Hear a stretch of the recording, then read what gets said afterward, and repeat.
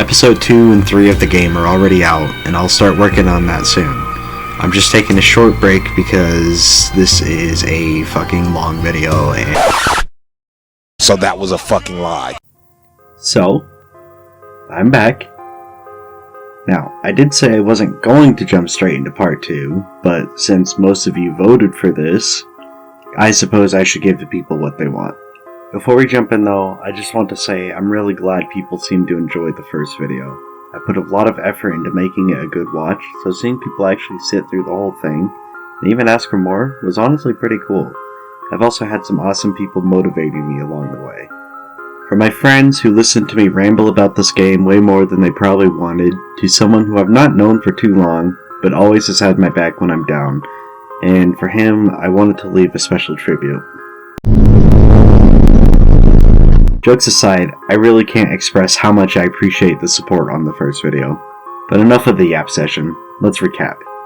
Last time, we left off with the Graves twins taking a bus out of town after being locked in their apartment for 3 months, eating their neighbor, and killing 3 people along the way.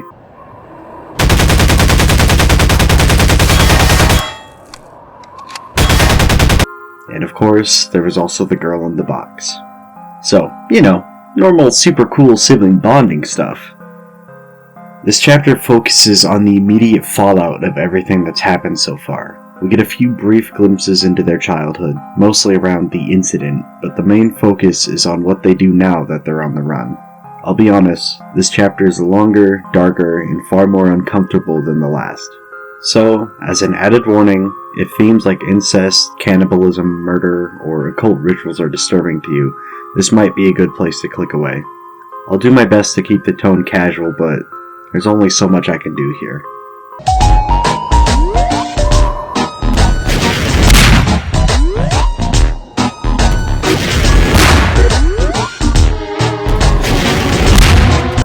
Anyway, now that we've got that out of the way, Chapter 2 picks up a week after Andrew and Ashley's descent, and from here, it only goes further down the spiral. They're at an outdoor diner, Andrew scanning the paper for any sign that what they did has surfaced. The problem is, they can't exactly live like normal people anymore. No cards, no IDs, no easy purchases. Every little thing is a risk. While they're here, Ashley realizes she left the gun she stole back at the motel, so they're forced to leave. Slight interruption here, but I didn't run into this during the first recording, and I'm not sure if this interaction is locked to a certain segment. I'm mentioning it here since it fits better.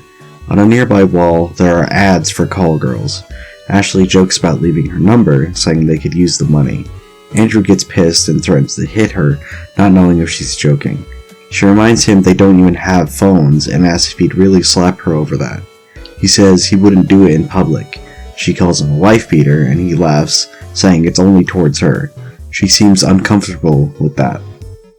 I feel this was important because while we know Andrew has a general disregard for Ashley, saying she doesn't count as a person and that she's annoying, he's now openly expressing the idea of physically hurting her.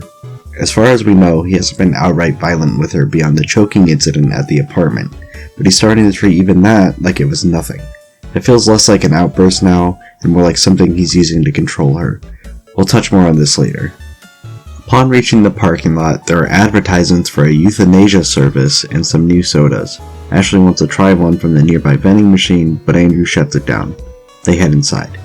Ashley grabs the gun from the closet and throws some dirty clothes into the wash. During this time, she acts more forward with Andrew. Not extreme, but noticeably more than before. Andrew, meanwhile, seems the same, if not more stressed about their situation. He's trying to maintain some sense of stability, even though they could be caught at any second, while Ashley keeps teasing him. When he turns on the TV, she calls him Andy again. Ashley laughs it off as a joke, while Andrew is clearly pissed, knowing she'd go back on her word. She even teases him about the choking incident, showing that even after he got physical with her, she still can't separate herself from him. She tells him to get over it, and he snaps back that it was the one thing he asked her to do. She keeps pushing, tugging at his face, and saying she can behave a lot worse. Andrew grabs her, reminding her that he and Andy are different, and that he's a lot less accommodating. As he's threatening her, the news comes on, reporting that an apartment building recently burned down and no one survived. The anchors give the usual fake sympathy speech for the victims. The siblings realize it's their apartment. Ashley gets excited, saying it erases any trace of what they did. Andrew, while still pointing out they're homeless and broke, does seem slightly relieved. Strong emphasis on slightly. Ashley decides to head to bed after the good news. We see the first use of the trinket Ashley got from the demon. A man walks into the room and kills the two siblings. Ashley jolts awake. She shakes Andrew, telling him they're in danger and need to leave immediately. They head back out to the plaza they were at earlier and wait around for a few minutes. Small detail here, Andrew's smoking. As far as we know, he wasn't before all this, and in the short time they've been sitting outside, he's already burned through 4 cigarettes. Ashley calls him out, saying it can make him impotent. He glares at her. Like that was ever going to happen with her around anyway. As they're bickering, someone starts walking through the transfer tunnel leading to the plaza, and they press themselves against the wall. The person passes by, wearing a robe very similar to the one their neighbor had. You know, the one they ate. They decide it might be worth seeing where the robed person is going, so Ashley makes Andrew follow him while she waits behind for their mystery visitor. In an attempt to comfort her, Andrew reluctantly buys her one of the sodas she was eyeing earlier. Ashley seems genuinely happy about the gift, and immediately after drinking it, hands it back to him, saying it tastes like nail polish. She proceeds to make it weird, asking him if he wants anything in return, such as her virginity. Andrew follows a robed figure into an alley and watches as 2 others take an elevator down, leaving the third behind. After they descend, he approaches the keypad. After failing to guess the passcode, which is definitely not written boldly on the wall surrounded by demon eyes, he types in 666, and, of course, it works. He heads down. At the bottom, he's immediately stopped by 2 robed guards, who inform him he's not dressed appropriately and needs to leave. So he does, briefly. After another cigarette, he finds an employee entrance, slips inside, and hides beneath a catering cart headed back down to the party floor. Why does this place have both an inside and an outside elevator? Anyway, he gets out and hides behind a wall, finally getting a look at the place. Cultists gathered around with demonic eyes and runes etched onto the walls, ritual music ready to go. On stage stands an older man in a robe, with eyes across his hood. He calls for attention and they begin the ritual. Nothing happens. The leader steps off stage and nearly runs into Andrew, calling him an idiot for not having his robe before brushing past him. His name is Six Eyes, and he doesn't do much here, but I have a feeling he'll matter later. Andrew leaves, finding the whole thing surprisingly underwhelming. When he returns to Ashley, she reports nothing on her end, but as they're talking, a car pulls up.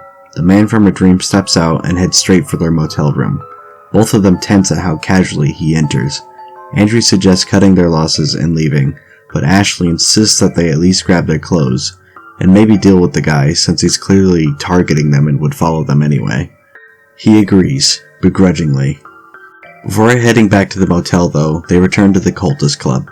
Ashley asks why, and Andrew says it's to see if he missed anything useful. This time, they wait for someone with a swipe tag to go back down. Eventually, a cultist arrives, and after some awkward convincing, claiming they're from catering and looking for a missing pastry, which the man apparently knows nothing about, he lets them down to the ritual floor. Ashley immediately suggests trying the ritual themselves, maybe even sacrificing the guy, to which Andrew doesn't exactly object. The cultist explains they've only been using animal blood, which is why nothing worked. So the siblings tell him that if he uses his own blood, the Lord Unknown will absolve him of his sins. Andrew cuts him. The cultist traces the room while the siblings light candles and start the music. Nothing happens and they call out again. Andrew joins in this time, taking it more seriously, and then the room darkens. A massive, black, tree-like shape rises from the shadows. 3 eyes stare back at them, like the first demon Ashley summoned, but far larger, far scarier. This is the Lord Unknown. It speaks a demonic tongue, but none of them can understand. As it begins to fade, Ashley attempts to sacrifice the cultist, but it doesn't work, and the demon disappears. Cultist panics, and the 3 of them argue until Andrew snaps, telling Lay they should leave. Outside, Andrew tries to refocus on the man at the hotel. Ashley, of course, latches on to the nickname. He insists he only shortened it so he wasn't giving out her full name to someone who could cause trouble. He's sticking with Ashley. She brushes it off, saying he'll come around eventually. Upon reaching their motel, Ashley heads inside first. After nothing jumps out at her, she loudly suggests they should head to the gas stop and cut through the park. Upon checking the closet, however, she gets killed by the man, followed by Andrew. Whoopsie.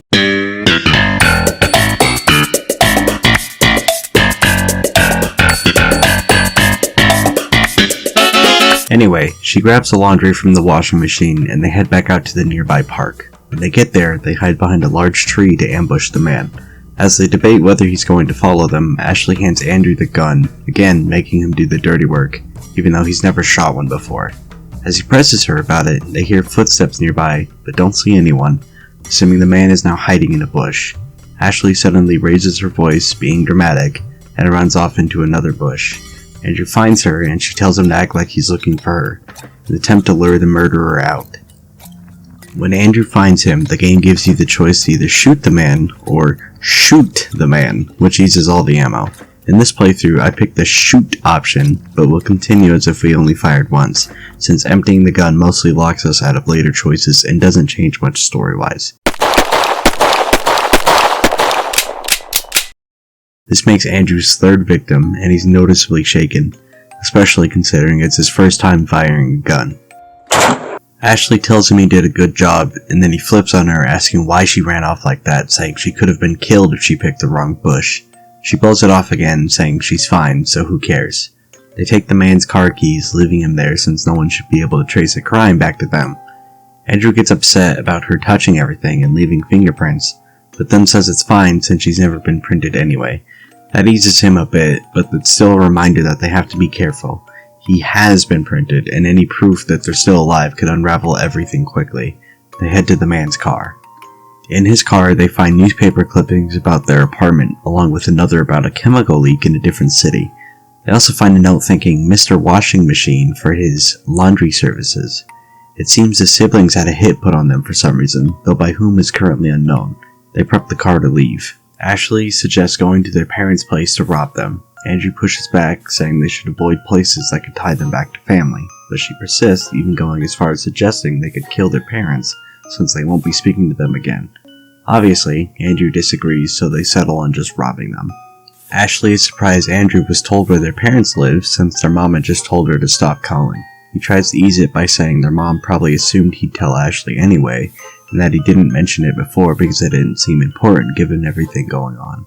Ashley kicks her feet up on the dashboard, and Andrew hits her shins, telling her to keep them on the floor. Even though he's technically right here, he still resorts to force first to get her to listen. She pushes back, calling him Andy once again, and he tells her if she's trying to piss him off, it's working. She says it's a joke because he gets mad and she thinks it's funny, but Andrew argues it's her way of making him give up on correcting her. She keeps going, and he tells her she's going to stop. This upsets her, and she looks away. Andrew gets noticeably uncomfortable, saying he's just looking out for them, but makes it worse when after she calls him a hard-ass, he calls her a dumbass. She tells him to just drive. She slaps his hand away and starts tearing up before telling him to drive again, which he does as Ashley passes out. Ashley wakes up in a strange realm, floating islands in an endless void, with trees and red flowers all around. The pathways between the islands are made up of flower petals. As she walks around, our demon friend tries to reach her, but the voice is muffled and hard to make out, so she gathers some petals to form new paths and continues. As she wanders, the voice tries contacting her again, still with no luck. Ashley wanders through areas that shouldn't logically connect and gets frustrated by it.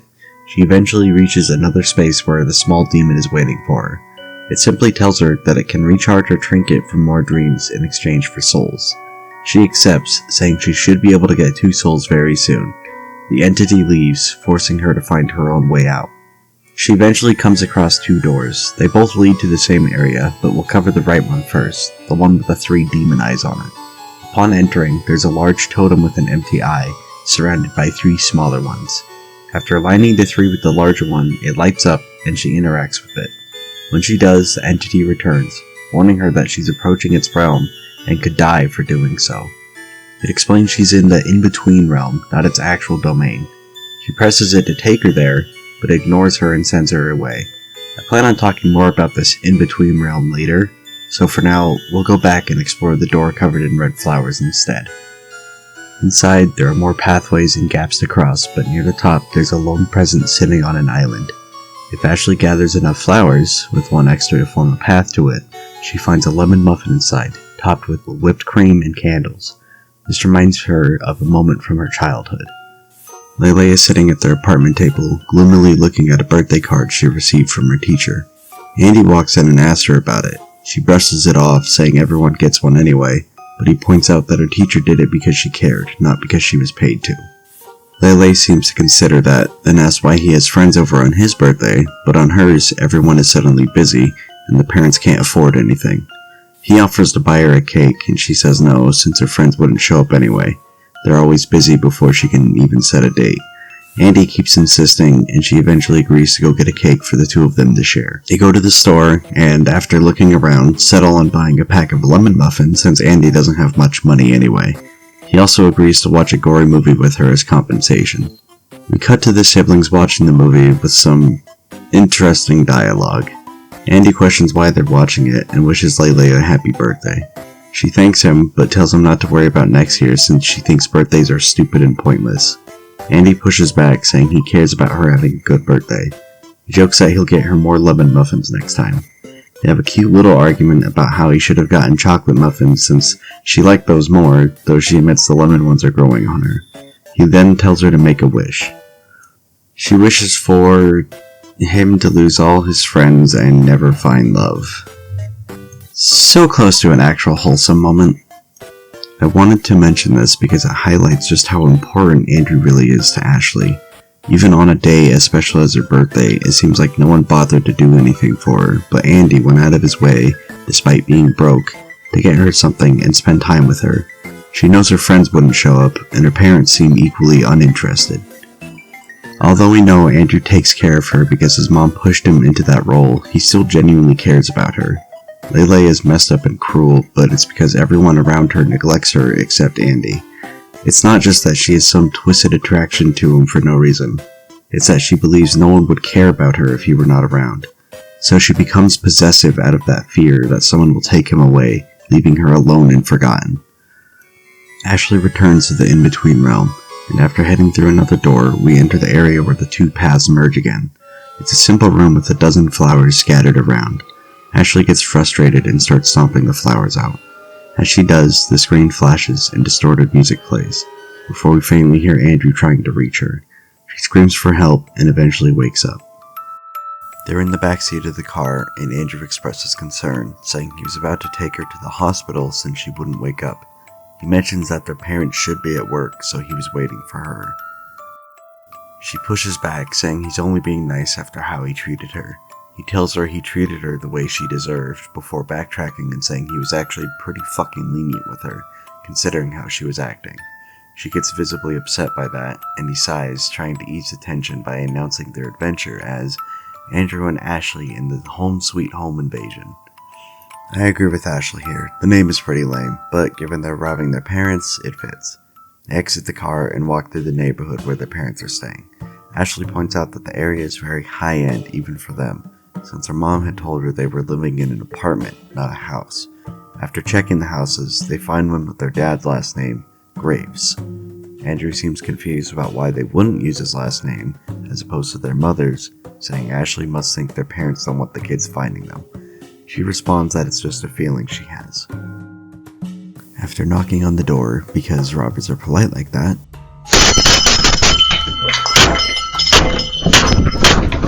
they go around to the backyard, noting how there's even a full garden of food, while the siblings were starving back at the apartment. Ashley climbs in through an open window into an unfinished bathroom. She lets Andrew in, and they start looking around. As Ashley pointed out, the house is a lot nicer than their parents could afford, considering just months ago they were in a fairly cheap apartment and barely getting by. Small note for later, the kitchen even has 3 chairs, and there's a spare bed in the basement. In the basement, Ashley finds a key among some house purchase documents. She heads to their parents' room where Andrew is inspecting some of their parents' toys, as she unlocks a nearby dresser. Inside, they find an apology letter from some company for damages, and then, shockingly, death certificates for Andrew and Ashley Graves. Andrew is baffled by this, while Ashley seems only mildly confused. The listed date of death says they died 3 months ago, which, as we know, would be right around when the quarantine started. Ashley jokes that it makes sense since their mom didn't want her calling.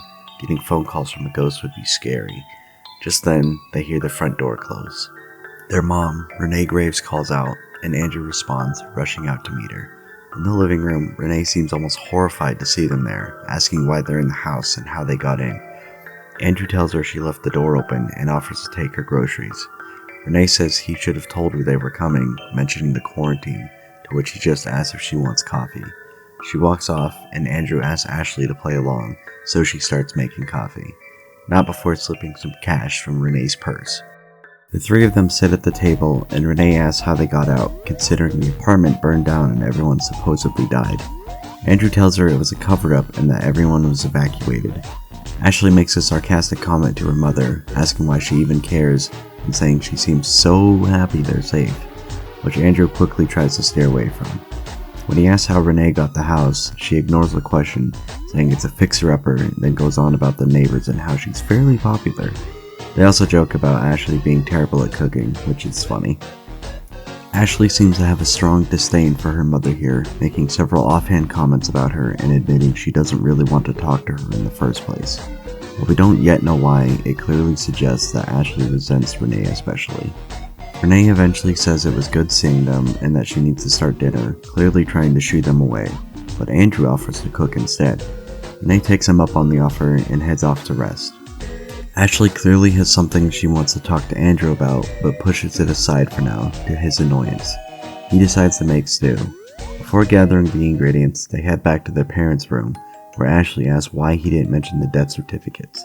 He says it was to avoid escalating things, but she argues it was stupid for Renee to give them the address in the first place, since she clearly didn't mind leaving them to die in the apartment. After some back and forth, Ashley asks why he's trying to play pretend family anyway, saying it exhausts her. Andrew says it would be nice if they could be a proper family. Ashley reacts with disgust, showing she hates the idea of a proper family connection, especially since she never really had one to begin with, so the fact that Andrew even wants it repulses her. They go to gather the ingredients, and Ashley once again comments on how much the parents must love them, considering they have all this food while the siblings were starving back at the apartment. Ashley tries to calm her, saying they'll figure something out now that their plan of being in and out was ruined, to which he subtly replies, "Leave no witnesses." He tells her not to jump there yet, and she says she knew he'd say that. He tells her to let him think, noting to himself that she clearly has more to say, but holds off since it would probably start another argument. They head back inside and start prepping the stew. While it cooks, Andrew presses Ashley about what she wanted to say. She tells him she'll only say it if he agrees first. He says he won't make any promises, so she drops it. After he pushes her again, she snaps at him, saying he should have come to this conclusion himself, and tells him they have to kill their parents. She explains it's to recharge the trinket, and he questions whether she's serious or just making that up. She insists she tried to tell him earlier and was hoping he'd conclude it on his own. He says he'll think about it, much to Ashley's dismay. Just then, their parents both walk in, their dad especially overly ecstatic and looking very pleased with his life. The Graves sit down for dinner. Ashley, notably, takes the stool. Their dad, who is honestly in a mood, says they had a riveting conversation, completely forgetting what it was about, and heads off to bed. Renee follows him, asking the siblings to clean up dinner before leaving without even waiting for a reply. As they clean up, Andrew says killing, and even robbing them, is out of the question, because now even one report to the authorities would put them on the radar. The siblings would be the prime suspects if anything happened to their parents. Ashley pushes back, pointing to the death certificates and reminding him they supposedly died in the fire too. Andrew continues, saying it would only take one person looking into things to connect the crimes back to them. Ashley keeps pushing, asking what's stopping Renee from snitching anyway, considering she already sold them off before. Andrew retorts, saying Renee would rather stay out of it, assuming she believed his story. Ashley goes off, saying she knew he'd back down and that maybe he should stay and play happy family, since they seemed to be getting along pretty well. He tells her he's just keeping up appearances, same as Renee, but Ashley says it feels just like it always has. He tries to comfort her, reminding her he chose her, so their happy family is supposed to be just the two of them. Ashley twists that, taking it as him admitting he isn't happy, even though she already knows that. He snaps, telling her that's not what he meant, and points out she hasn't been keeping her end of their deal, because if she had, everything would be fine. She insists she is behaving and reminds him that he said it could be just the two of them. He counters by reminding her they also agreed to bury Andy and Leyley. She starts playing her tricks again, saying he must be misremembering and that he misunderstood her about their agreement. She then tells him to stay with mommy and daddy and leave her to rot, since he clearly doesn't even like her, using the same line she fell back on when they were kids. He fires back, saying she doesn't actually like him either, that she only cares about Andy, and reminds her that Andy, to him, is dead. They glare at each other, Ashley confirming it, saying she really doesn't like Andrew. He grabs her chin and tells her that's too bad because Andrew is all she's going to get. This scene is getting a little too incesty, yeah? Andrew says they should leave and figure everything out later. Ashley argues they should at least charge the trinket so they can stay safe, but again, Andrew insists they avoid drawing any more attention to themselves. Ashley says she doesn't trust her mom to keep quiet unless she's dead, at which point Renee clears her throat. Small note here, Andrew has his fingers looped through Ashley's belt loop. It's subtle, but it's a telling sign of their dynamic. She mumbles, just like peas in a pod, before asking if they have anywhere to stay, saying there isn't room for the two of them at the house, despite there being twice as much space as their old apartment. She continues, pointing out they're both in their 20s and need to get their own places. Ashley cuts in again, saying they weren't planning on it, with clear hostility. Renee ignores that, and says they can stay for the night, but need to find somewhere else by morning, specifically separate places. Ashley fires back that they have no possessions after the fire, to which Renee, in an absolute power move, tells them it's amazing what money can do when you have a job.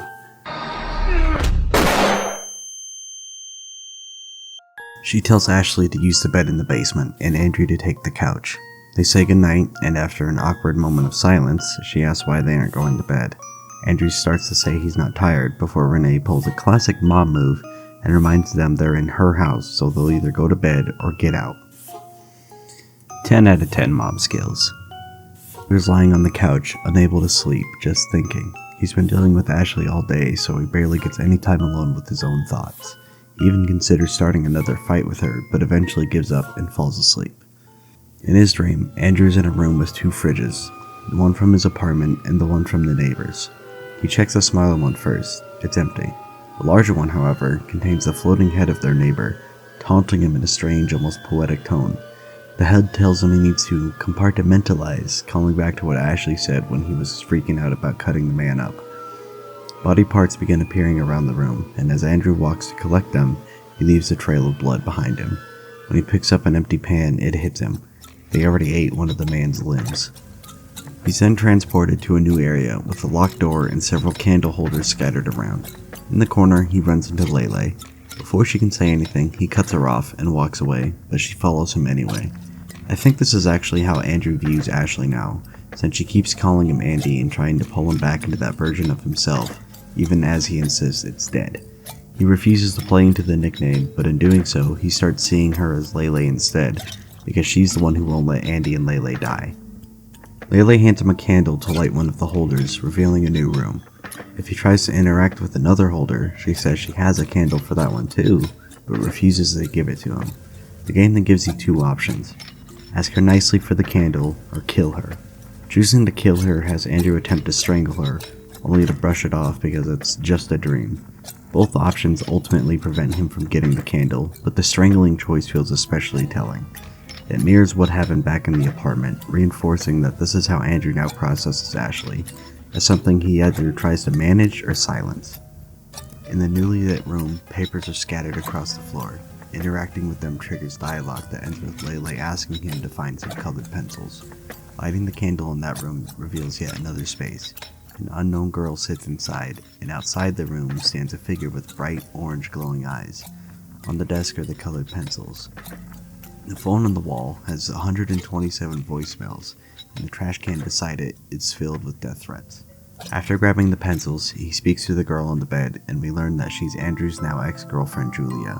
The scene shifts to what appears to be before the quarantine, showing Andrew and Julia together.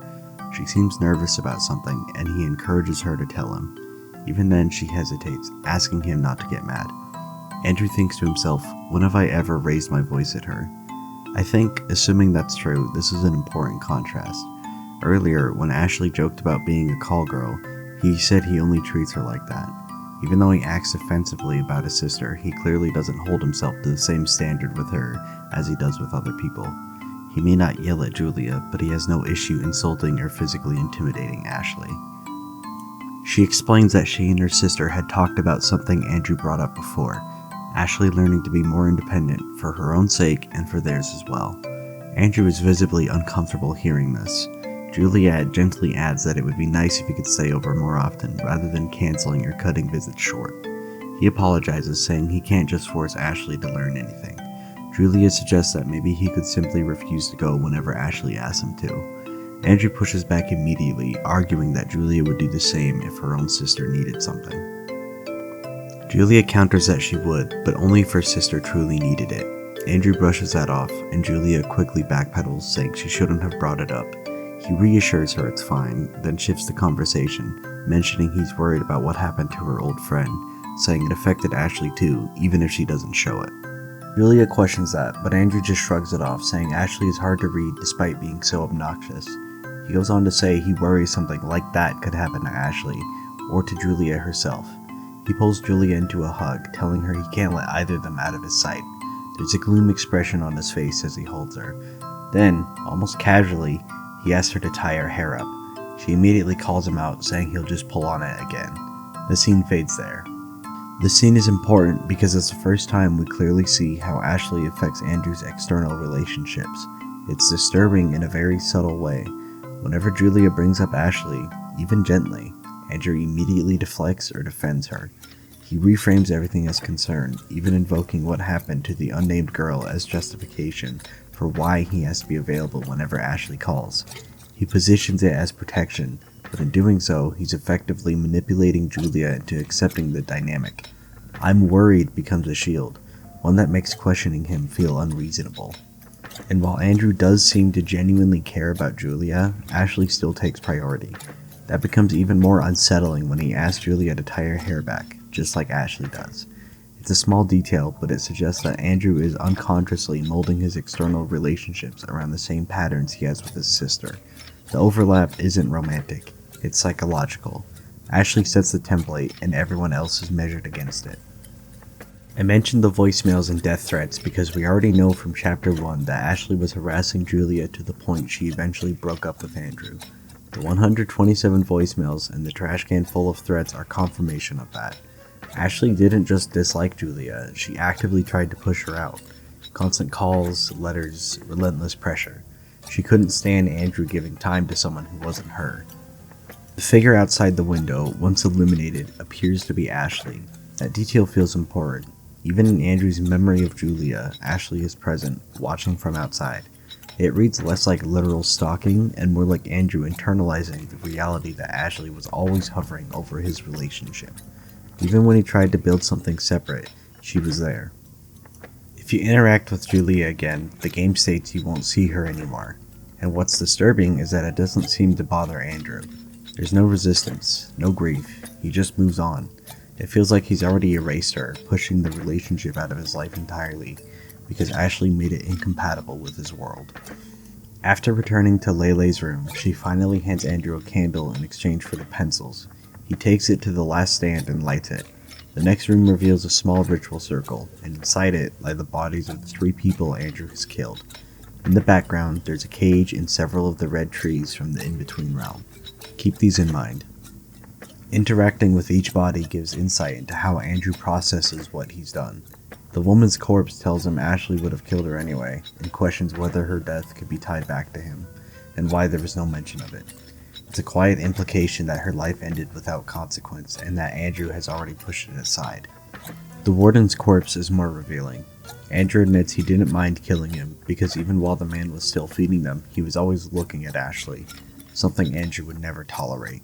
His only regret, he says, is not killing him slowly enough. That line is important. This one wasn't just survival, it was personal. The hitman's corpse is simpler. It expresses concern over the fact that someone hired a man to kill them in the first place. Unlike the others, this death doesn't carry emotional weight for Andrew. It's strategic, a problem eliminated, but it reinforces the larger threat hanging over them. Opening a nearby cabinet, Andrew finds Ashley inside. He asks her about the missing limb, and she casually reminds him they already ate it.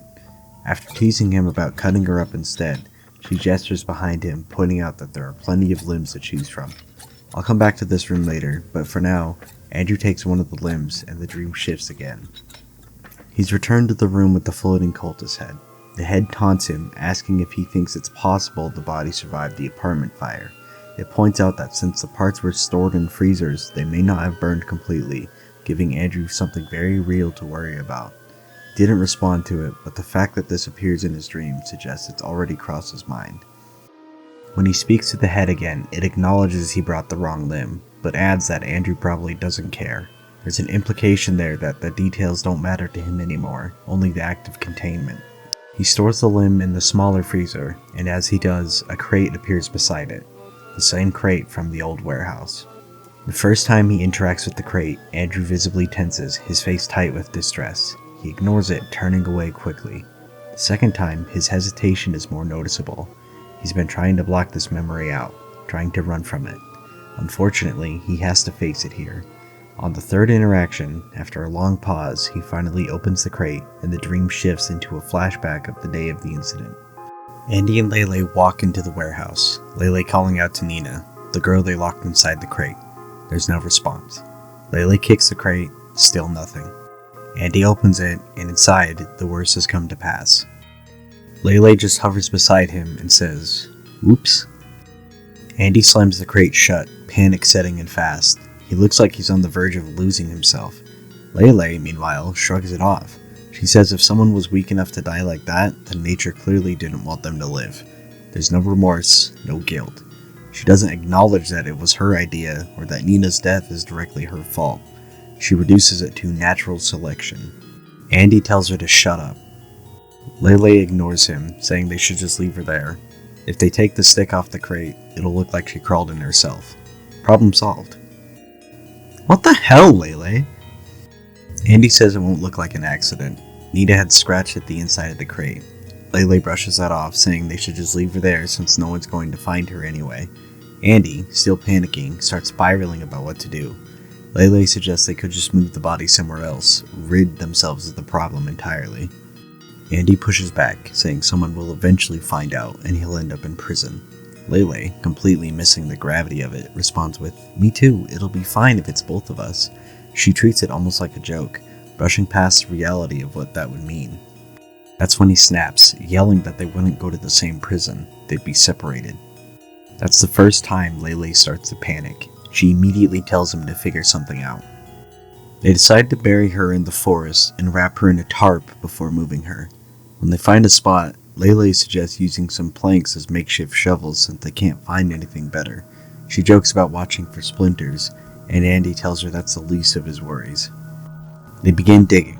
After some time, they're both tired, and even though the grave isn't 6 feet deep yet, Leyley snaps at Andy that it's deep enough and tells him to just put the body in.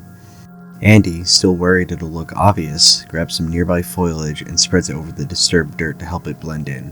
He places a rock on top to keep it in place. Leyley jokes that they might as well carve Nina's name into it like a proper tombstone. She asks what he's so worried about now, and he asks what if someone finds the body or if a police dog finds it.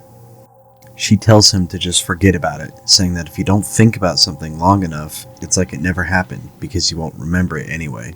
She repeats that they should just forget the whole thing.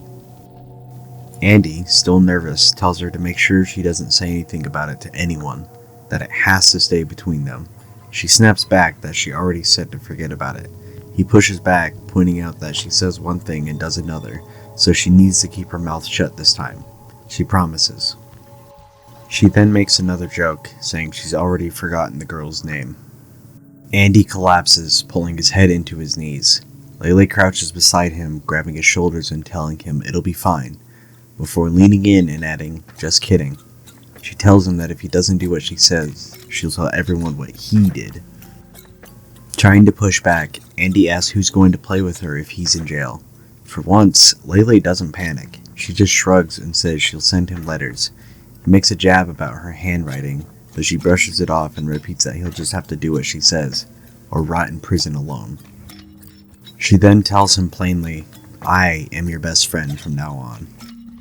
Andy tells her she already was his best friend, but she yells back that he's lying. She says no one will ever like him because he's bad, and now it's just the two of them. You are a bad person, Andy, but I won't tell anyone. He argues that she'd get in trouble too, but she shrugs it off, saying no one likes her anyway. It doesn't matter because he'll be there with her. He calls her stupid, saying he's been with her the whole time, and none of this needed to happen. She cuts him off, saying she knows he doesn't like her. She cheers up for a moment, but forces it back, repeating that it's fine, because now no one will like him either. She asks him to always be friends. When he hesitates, she adds a quiet "or else." He gives in, telling her he'll be whatever she wants him to be. She lights up at that. This feels like the moment something shifts.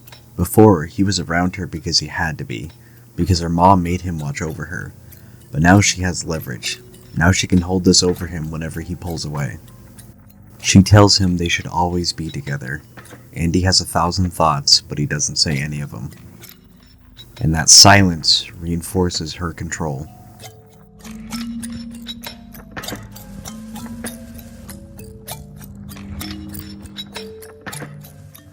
We cut to a few days later. Andy is lying on his bed, clearly still stressed about what happened. Leyley, on the other hand, is carelessly happy, eating his ice cream while complaining about the flavor. He asks her if anyone has asked about things. She says the teachers questioned everyone, and some officers stopped by, but the only thing she did was ask Julia if she was expecting anyone that day. Andy immediately questions why she would do that. Leyley explains that Nina had told her mom she was going to study with Julia, but Julia didn't know anything about it since she was visiting family at the time. Andy chastises her, saying her promises mean nothing. Leyley gets offended, asking why he's being so cold. She says he's worse than before, then accuses him of still pining for Nina, even though she's dead. Andy stands up and heads towards the kitchen to grab a knife. On the table, there's a carton with Nina's face printed on it. Before returning to the room, Andy steps outside and runs into his dad. They stand awkwardly for a bit before his dad says he's not going to jump. Oh my God! Oh Jesus! He's just upset about losing his job. He doesn't look okay. It's brushed off as nothing, but it's clear their dad has been distant, almost just as emotionally removed as Renee, if not more so. Andy doesn't stay long and heads back inside. Back in the room with Leyley, he briefly considers killing her.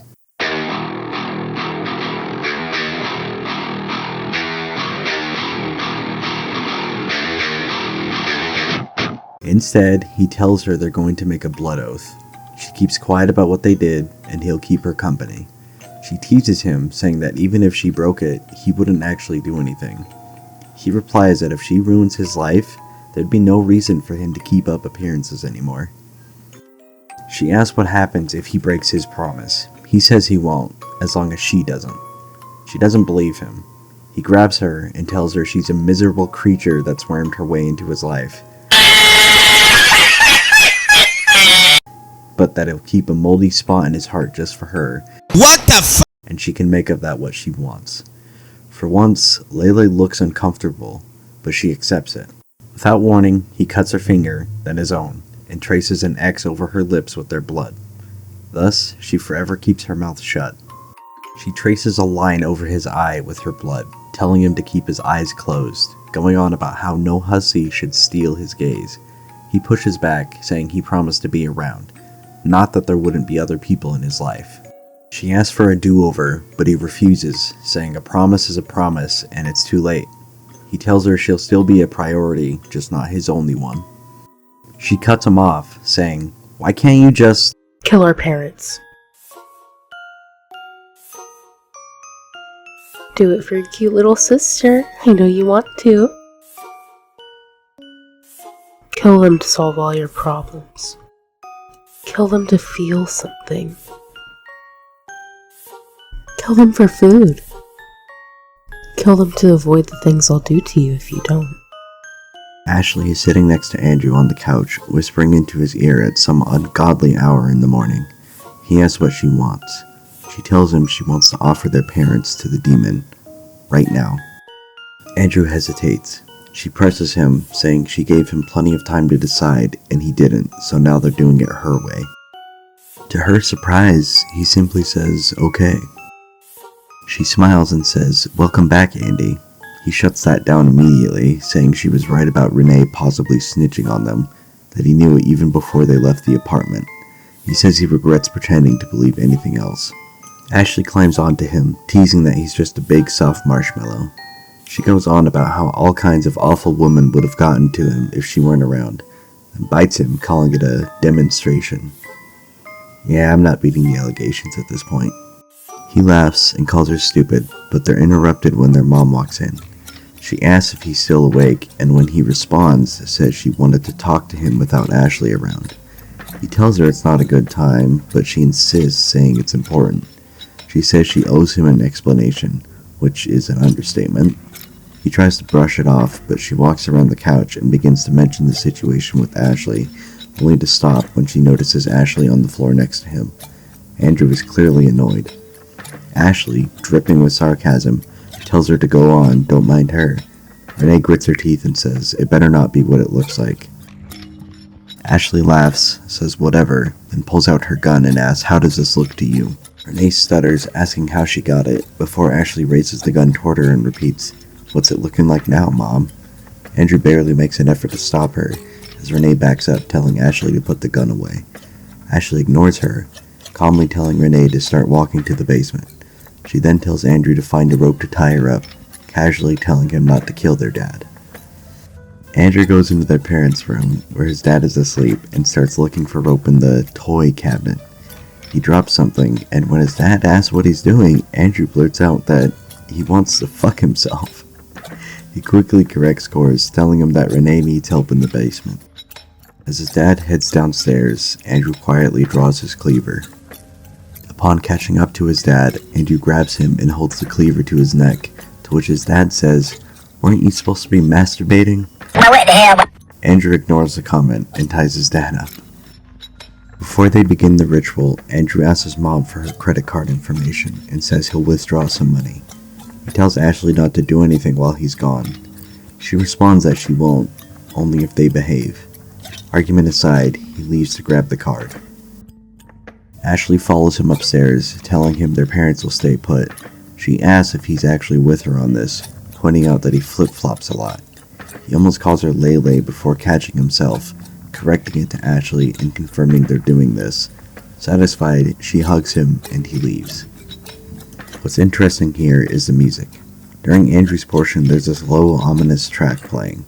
Tense, restrained, almost suffocating. The moment the perspective shifts to Ashley, though, it takes on an oddly cheery tone.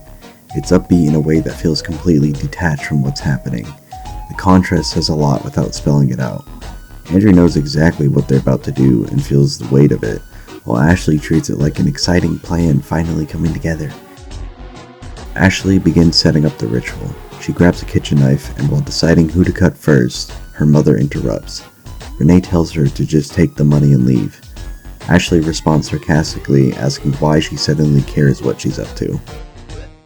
Renee pushes back, saying she tried to connect with her, that Ashley was the one who kept pushing her away. She insists she even stuck her neck out for her. Ashley fires back, bringing up the 3 months she was left starving in the apartment, calling that her mom's version of looking out for her. Renee says Ashley knows what she meant and then admits something bigger. She's always known about what happened to Nina. She calls both of them little psychos, not just Ashley. She says she suspected them from the moment Nina's body was found near the warehouse. Ashley brushes it off, telling her to take her meds.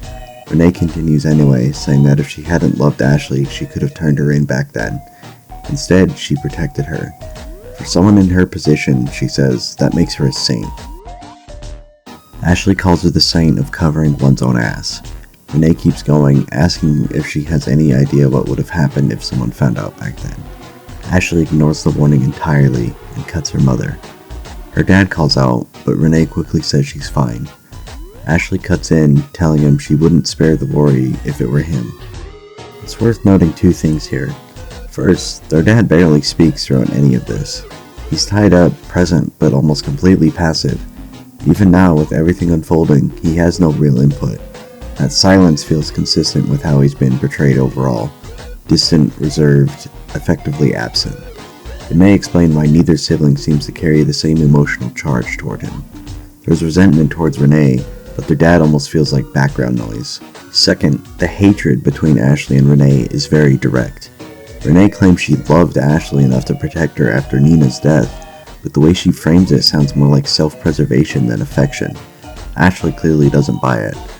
Whatever was between them does not resemble anything healthy. The word love is being used, but it doesn't really match what we're seeing. We'll get into why that might be in a bit. Ashley draws a crude circle around the two of them and keeps teasing her mom. Renee fires back with a line that absolutely obliterates her.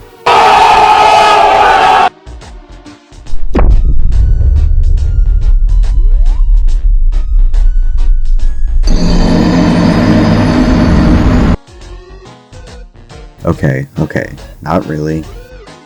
Ashley reins herself in and refuses to let her mom get under her skin. She sets the candles properly this time. Just then, Andrew walks back in, frustrated, saying the card has a limit. Renee looks confused for a second before telling them to suck it, and Andrew sighs. Instead of escalating, he unties her and tells Ashley to take her upstairs to the phone so she can remove the limit. They end up stuck on hold, waiting for a representative, staring at each other in stiff, uncomfortable silence. You can almost hear the aggressively generic hold music playing in the background.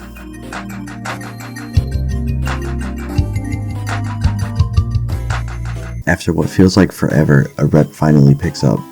The worker confirms that Renee wants to remove the credit limit and casually comments that it can be risky. You know, in case the card gets stolen. Renee, sharp as ever, says yes, she's aware, and clarifies that she is not being held at gunpoint. The worker laughs, clearly assuming it's a joke, and removes the limit.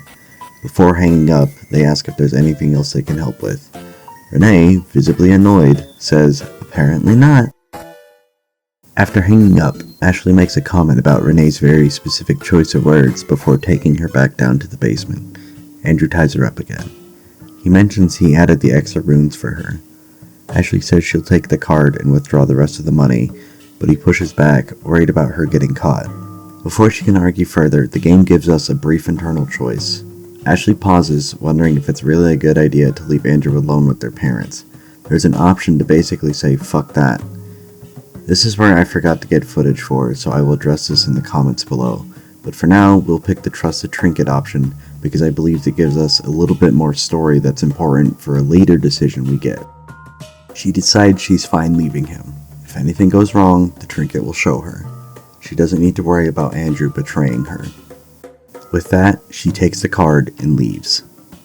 Here again, the music shifts, more ominous now. Andrew continues setting up the ritual, drawing the remaining runes himself, even though they will be lacking ritual music. It feels incomplete, but he pushes forward anyway. As he takes blood from his mother, Renee asks if Ashley is making him do this. He hesitates, then says no, but it's not convincing. When she asks if they're going to kill them, he avoids eye contact and denies it, even though he clearly knows where this is headed. Renee presses further, asking what all the ritual nonsense is actually for. He claims it's just meant to scare them, that they'll leave afterward, and that'll be the end of it. She doesn't seem to believe him. Andrew finishes the runes, and that's when Renee brings up what she wanted to talk to him about earlier, the thing he claimed he didn't care about. She apologizes for making him look after Ashley, admitting she made a mistake. Jake! Yes. She asks him to imagine what it was like back then, trying to raise a 7 and 5-year-old on her own. She then shifts it back to him, asking whether he thinks he would have handled it any better. He says he doesn't know. She clarifies that it's not an excuse, just an explanation. She insists she never hated Andrew, she was just a fuck-up. His dad tries to reassure her, saying they did fine, but she points out their current situation as proof to the contrary. She says Andrew was always so easy to raise that having another child didn't seem like a problem. She admits she didn't count on Ashley being so, and trails off after seeing the look Andrew gives her. She apologizes again for making him raise Ashley. She says she thought they were getting along, so she ignored what was really happening. Then she apologizes again, and again. Andrew just shrugs and says it is what it is, and she immediately pushes back, saying it doesn't have to be. She tells him they can sort it out, If he needs money, she can help him get a job at his dad's workplace. She warns him they deal with a lot of difficult people there, but says he can handle it. After all, he's been dealing with Ashley all this time. It's clearly meant as an olive branch. Now, before continuing, I'll say this. I don't fully buy it. Maybe Renee is genuinely trying to apologize here, but she also helped create the situation that led to all of this. Teenage stupidity might explain Andrew's birth, but that doesn't absolve them from having another child shortly after, while already struggling. If Ashley was also an accident, that suggests carelessness. If she wasn't, then they willingly brought another child into an unstable situation. Either way, it doesn't exactly scream responsibility. So while Renee is framing this as regret and explanation, there's a lot of groundwork she laid that she's now acting surprised by. It doesn't mean she isn't trying at this moment, just that the apology feels very late. Whatever the circumstances were, it gets worse as she tries to justify it by saying Andrew was so easy to raise they assumed he could handle taking care of Ashley. That logic alone says a lot. They barely had him to themselves for 2 years before having another child, and by the time he was old enough to be somewhat independent, they seemed to treat that as proof he could shoulder the responsibility of raising someone else. A second grader is not equipped to help raise a 5-year-old, especially one who's already acting out because she isn't getting proper attention. Andrew didn't know better either, and yet the expectation was placed on him anyway. This isn't to say Ashley would have turned out perfectly if things had been different, but Renee framing it as, "I tried my best," feels like another attempt to soften her own role in what happened. Yes, she was young and overwhelmed. That's understandable. But being overwhelmed doesn't automatically excuse shifting the emotional and practical burden onto a child who was likely already receiving very little attention himself. Expecting someone who grew up without proper care to suddenly provide it to someone else is part of the problem. It also explains why Ashley clung to Andrew so intensely. If their mother wasn't present in any meaningful way, and their father was emotionally distant, Andrew became the only stable figure in her life. Not because he volunteered for it, but because he was placed there. He may not have chosen that role, but he was the only one consistently there, and that kind of dependency doesn't just disappear. This is where we're given a choice. Andrew can either reject their offer outright, or pause and reflect on everything that's happened up to this point. Notably, there's no option to simply accept. The game doesn't allow him to just walk back into their lives without hesitation. This is the moment where the story branches. From here, we choose between burial or decay. I'll be covering the burial route first, and its possible outcomes, since part 1 of burial isn't out yet. Andrew declines. He presses the cleaver to Renee's throat and tells her he doesn't like how she talks about Ashley. Then he asks about the death certificates. Renee admits it was a life insurance scam, which, if you were thinking the same thing I was pretty obvious the moment those certificates showed up.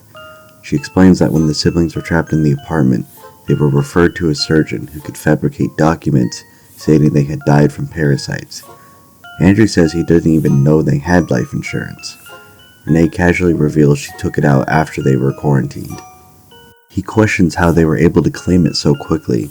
Were they already involved before the siblings had died? She says no, insisting that she truly believed they were dead, that their bodies had supposedly been burned, so she couldn't confirm anything herself. Andrew immediately knows she's lying, given the time she had called and given him their address. Once again, she's reframing things as a misunderstanding rather than a decision. He walks away, saying he needs to finish setting up the ritual. Renee tries to pivot, telling him to forget all this nonsense. They can sort out the documents, fix everything. She even says he could live with them. And this is the part that stands out. A spare bed in the basement, 3 chairs at the kitchen table, and a house of 2. It makes you almost think that she had been planning on him finding them, maybe abandoning Ashley. Maybe I'm reaching, but Renee seems to have been manipulating this whole situation from the start. Andrew says he's not interested. She looks confused for a second before landing on what she clearly thinks is the only logical explanation.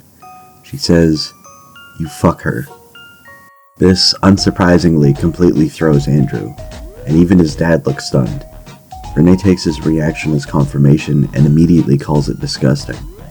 He denies it, but not very convincingly, and she presses him, asking what Ashley could possibly be doing to make all of this worth it. What does she give him that justifies this choice? Andrew doesn't help himself. He just says it's none of her business. That's enough for Renee to spiral further, saying she always knew something was off. She calls herself a horrible mother, which, yeah, we've gathered, but frames it like somehow she missed obvious signs instead of acknowledging the deeper mess underneath. Just then, Ashley stomps back down the stairs and immediately wraps herself around Andrew, acting overly affectionate, which only makes her mother more disgusted. Andrew snaps at her just to summon the demon already. She tells him to light the candles, and when Renee tries to question what's happening, Ashley sharply tells her to shut up. Ashley calls out to the demon. After a tense moment, the entity appears, terrifying their parents. Without hesitation, Ashley offers them up. Once it's over, she pauses and asks if she's supposed to feel something. Then she asks how the demon found them. It explains that music makes it easier to locate them, but now that she has a talisman, it's even simpler. She holds it out, and the demon charges it. 2 souls, as agreed. The entity then drifts toward Andrew and identifies him as her brother. She calls him her pride and joy and claims his soul belongs to her. Before disappearing, it tells Ashley that when it summons her, she is to bring Andrew with her. Then it vanishes. The last part is especially odd. The demon isn't just interested in Ashley anymore, it's explicitly including Andrew in whatever comes next. Andrew asks what the demon meant, but Ashley casually brushes it off, calling him Andy again and telling him to focus on hiding the bodies. They start by preparing to chop them up. As Andrew unties their parents, he realizes something's wrong.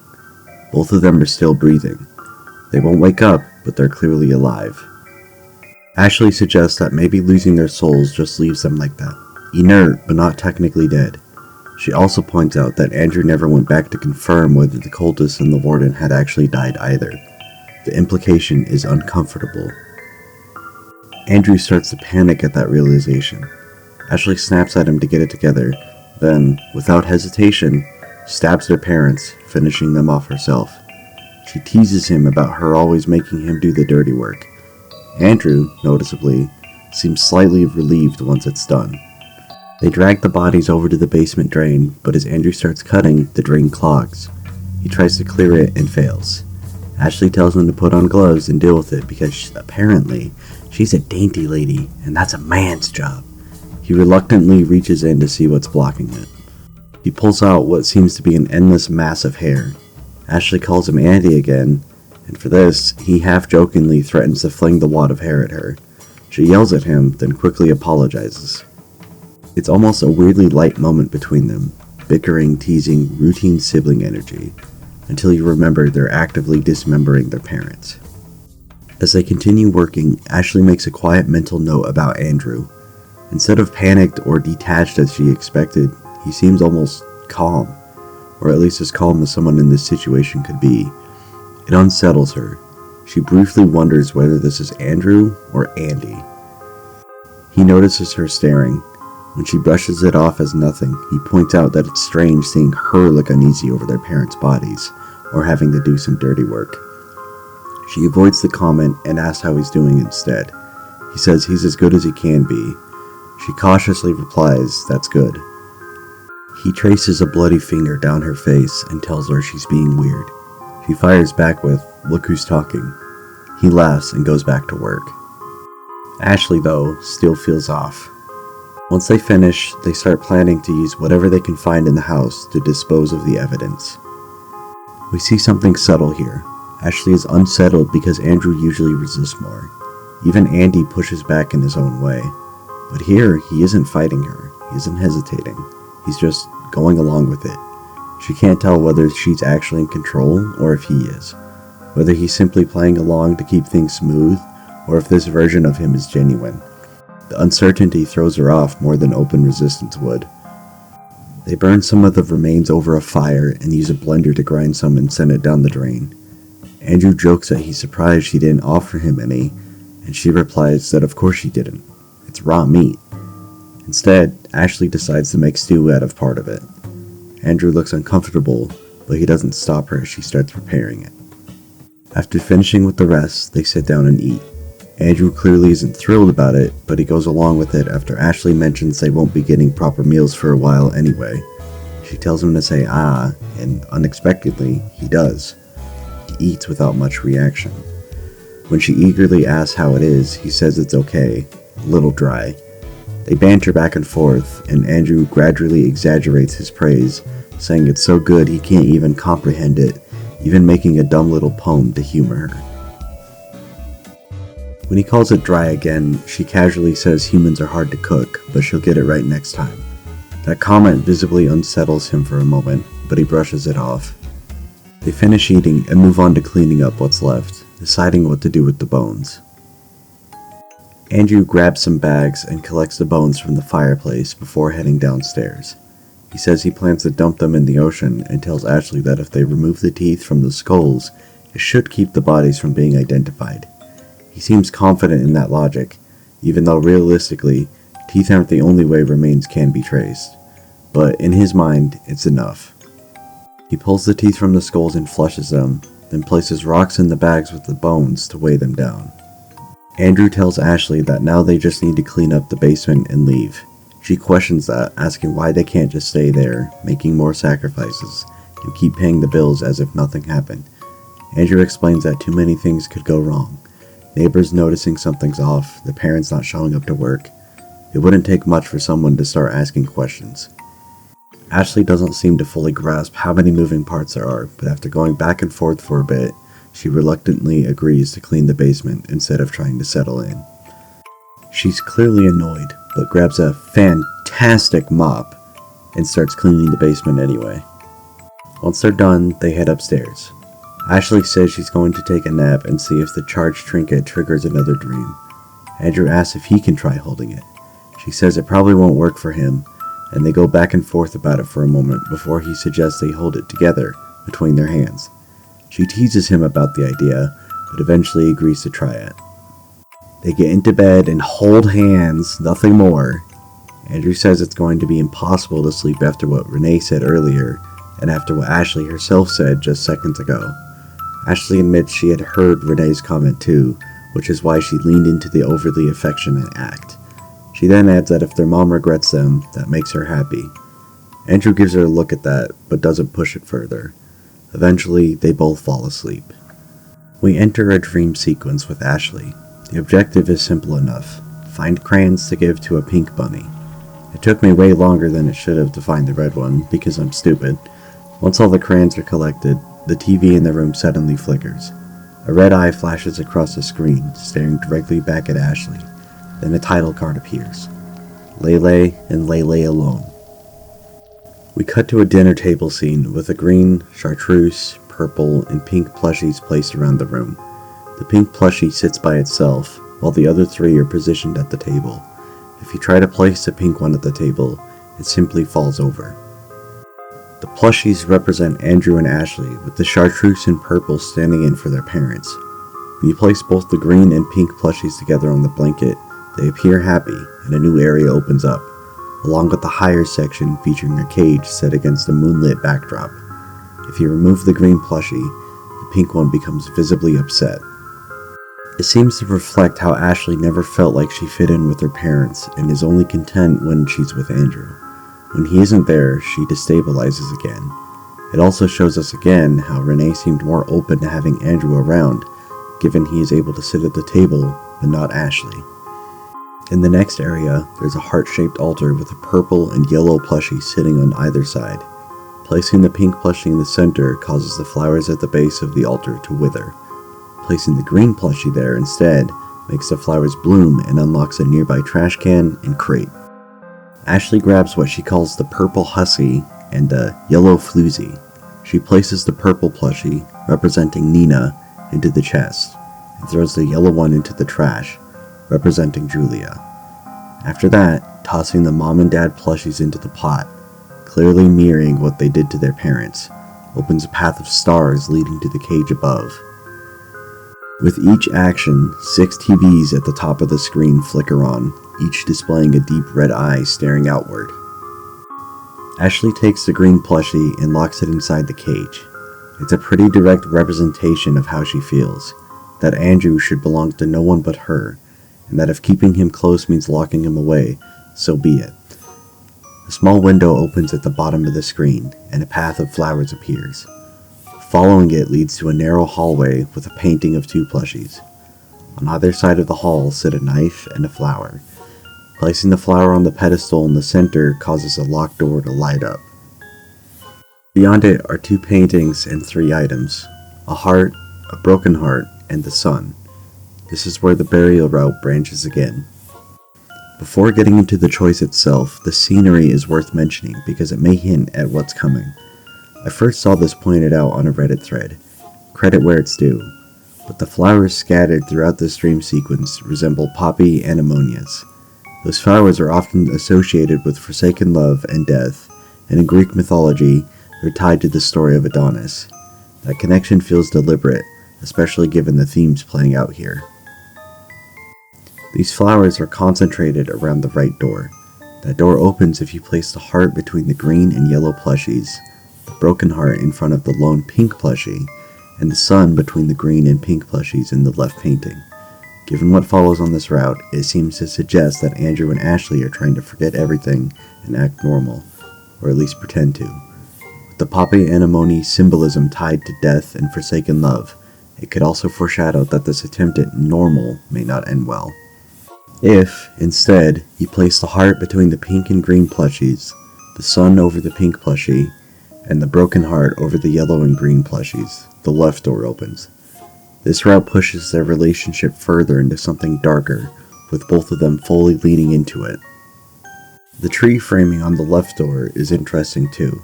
It resembles either a Japanese maple or a coral tree. A Japanese maple is often associated with decay, fragility, and a kind of unsettling beauty, while coral trees are linked to protection and aggression due to their thorns. Either reading fits. This path feels more volatile and self-destructive, and the trees almost act as a visual warning of that shift. Also worth pointing out, in the earlier area where the green plush is locked inside the cage, the backdrop is a moon with a trail of stars. That imagery shows up again around the left painting with the pink and green plush. The moon is often tied to hidden emotions, instability, and detachment from reality. Stars, on the other hand, can represent fate, something distant or unreachable, or even comfort in darkness. I'm not claiming to be a symbolism expert, but it feels intentional. The game doesn't usually frame things this specifically without a reason. The repeated moon and stars imagery surrounding the pink and green pairing, especially in the more extreme route, suggests that whatever path this leads down isn't grounded. It's emotional, unstable, maybe even fated in a tragic way. At the very least, it's not meant to feel normal. I also think the in-between realm is worth discussing. It doesn't just feel like a random dreamscape. It feels like a manifestation of Ashley's internal world, or at least her emotional journey. We repeatedly see fragments of her life, distorted memories, symbolic stand-ins for real people. It behaves less like a neutral supernatural space, and more like something shaped by her perspective. I'm going to hold your hand when I say this, so nobody panic. It's kind of similar to how a throne world works in Destiny lore. Not in a literal one-to-one sense, but in concept. A throne world is a physical expression of someone's inner self. The in-between feels like that, at least partially. The difference is that Ashley isn't fully in control of it. It presents itself in ways she can understand, but it isn't hers to command. The dominant imagery, trees and flowers, feels deliberate. It constantly frames the player with a choice. Which path will they take? Growth or decay? Attachment or destruction? Even in routes that don't have a room laid out clearly, the themes remain. Violence, forbidden attachment, the slow darkening of their relationship, just in different ways. We'll get more to chew on in Chapter 3, since we spend more time in this realm there, but this particular room feels like the clearest statement so far. It lays out the symbolism in a way that's hard to ignore. We'll branch off for a moment and take the left path. The one that probably gets me in trouble, but I can't ignore it if I'm trying to cover this game properly. When you approach the door, the game straight up warns you, this is a bad idea.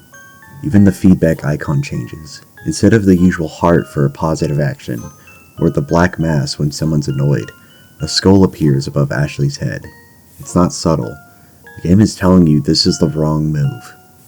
Inside, there are 4 paintings and a cage at the back holding the green plush. From bottom left to bottom right, each painting shows plush versions of recognizable figures. Ashley, Nina, and Julia together. Ashley and Julia. Ashley and Andrew. Ashley as a baby, with Renee holding her, looking visibly irritated. Even before interacting with anything, the arrangement says a lot. Everyone who's ever been close to Andrew is here. In 3 of the paintings, Ashley's expression is either blank or negative. The people around her, Nina, Julia, even her mother, don't seem to register as anything meaningful to her. They're just there. Not friends, not family, just background. The only painting where she looks genuinely happy is the one with Andrew. And even there, Andrew himself doesn't look happy. There's a key place in front of that specific painting. When you take it and unlock the cage, you can move the green plush and place it in front of the paintings. Doing that causes each painting to be drawn over. One by one, the other characters are erased, leaving only Ashley and Andrew in each scene. In these altered versions, Andrew looks supportive, even happy. In one, he's giving her a cupcake. The narrative literally rewrites itself so that it's just the 2 of them. When you put the green plush back into the cage, the screen washes red and the entity appears. Interacting with it triggers a dream sequence that I'm not going to show. Let's just say the game doubles down on the warning it gave earlier about this being a bad idea. Ashley and Andrew are in bed. She pokes him, asking what he's thinking. She presses him to give her just one word. After a pause, he answers, mortifying. They go back and forth in their usual way, trading casual insults, snide comments, the same rhythm they always have, but now it lands differently. The tone hasn't changed on the surface, yet the context makes it uncomfortable in a way that's hard to ignore. The dream ends, and honestly, thank God. Oh! Ew! What the fuck? Ashley wakes up visibly uncomfortable, though she seems relieved that at least the dream didn't end with them dying. When she looks over at Andrew, it's clear he saw it too. She asks if he had a vision, and he awkwardly says, probably not. She presses, asking him if he has dreams like that often, which more or less confirms they experience the same thing. She teases him about it, but Andrew immediately tries to rationalize it, saying it was probably the demon messing with them for trying to cheat the trinket. Ashley doesn't seem convinced. If anything, she's relatively unfazed. Andrew, on the other hand, is spiraling. He asks her if they're actually like that, pointing out that she sometimes acts that way toward him, and can be a tad jealous. She counters that he gets jealous too. He denies it, then he asks more seriously if it will ever come down to you and me. Yet another choice here. This branch isn't drastically different, but it's so important to look at both outcomes. To pick never, Ashley says nah, which visibly relieves Andrew. The scene fades to black, and we get some internal insight from her. She reflects that she doesn't actually care about having a physical relationship with him. What she wants is for him to be emotionally available to her. She even admits that if he truly wanted something more, she might go along with it for his sake. But for herself, it's not something she desires or actively thinks about. It's not a priority, so she doesn't pursue it. This moment helps clarify her feelings. Her attachment to Andrew isn't framed as lust-driven, it's rooted in dependence and validation. She feels incomplete without him because he's the only consistent source of emotional grounding she's ever had. That doesn't make it healthy, far from it, but it reframes it. She doesn't crave him physically, she craves exclusivity. She wants his attention undivided. Other girls aren't a threat because of romance itself, they're a threat because they divide him. It's possessive, not romantic. After putting the vision behind them, they finally leave the house to dispose of their parents' remains. As I walk up the slope toward the stolen car, one of the bags rips open. The skulls spill out, and both of them freeze for a second. Andrew snaps at Ashley to hurry and pick them up. She does, and they quickly shove everything back into the bag before getting into the car and driving off. They pull up to a bridge and toss the bag of bones into the ocean. Andrew mentions the skulls will probably be fine on their own. I'm not so sure about that, but alright. Ashley asks if they should say a prayer or something, just for closure. Andrew responds that it's almost like she wants him to be upset. She says she knows she doesn't care, but the fact that he isn't showing much of anything feels strange. He insists he already expressed himself, then pauses and decides to say something anyway. He thanks her parents for giving him an awful life and an awful sister. Ashley visibly bristles at that, but when he says he's just being honest, she lets him continue. He adds that he's sorry for selling their souls, but since they effectively did the same to him, that makes them even. Ashley clocks his tone again, quietly wondering if he's actually changed. He asks why she seems down. She brushes it off and instead asks if they're finally in the clear. Andrew isn't sure. He admits he might have missed something. I can think of a few things. She immediately teases him, dragging out that he fucked up real bad, and that they're headed for death row, which understandably irritates him. She reassures him that he'll be fine as long as she's around. She has a trinket, and if something bad were going to happen, it would have shown her. Which it did. She tells him to just leave everything to her. Andrew questions that confidence, pointing out that she called the last vision useless. She deflects and asks what their next move is. He says they've got some money now, but if they actually want to disappear, they'll need new identities. Ashley suggests going back to the cultist club, sketchy enough that someone there might be able to help. Andrew reminds her that's also where they killed the hitman, so it's risky. They'll need to ditch the car first. Still, they agree it's their best option, and Ashley gets in the car.